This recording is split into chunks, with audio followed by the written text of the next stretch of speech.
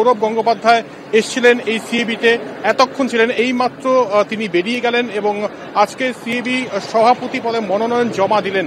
আর বলা বাহুল্য, যেটা জানাই ছিল যে আনঅপোজড তারা জিতবেন এবং আজকে কোনো বিরোধী কোনো দেখাই মেলেনি এবং যে প্যানেলটার নিয়ে আলোচনা হচ্ছিল সেই প্যানেল অবশ্যই তারা সেই প্যানেলই থাকছে এবং সেই প্যানেলে আমি আরো একবার বলে দিচ্ছি কারা কারা থাকছেন।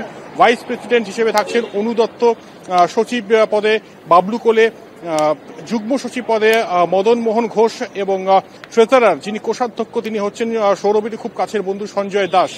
একটা কথা খুব গুরুত্বপূর্ণ বলেন আজকে সৌরভ গঙ্গোপাধ্যায়, যে এই যে প্যানেলটা নির্বাচিত করা হয়েছে সেটা কিন্তু এই দেখে যে কে কতটা টাইম দিতে পারবে সিএবি কে, সময় কতটা দিতে পারবে তারা সিএবি কে, এবং যারা যারা এই প্যানেলে রয়েছেন প্রত্যেকে এক্সপিরিয়েন্সড এবং প্রত্যেকে সময় দিয়ে কাজটা করবেন, এটাই কিন্তু সৌরভ গঙ্গোপাধ্যায় আজকে বললেন। তাই বলা বাহুল্য 14ই সেপ্টেম্বর একদিকে যেমন দুবাইতে উত্তাপ বাড়ছে ভারত পাকিস্তান ম্যাচ নিয়ে, এবং একই সঙ্গে আজকে সিএবিতেও কিন্তু উত্তাপ বাড়ছিল এবং যেটা হওয়ার ছিল সেটাই হলো, সৌরভ আরো একবার 6 বছর পর সিএবির মসনদে বসতে চলেছেন।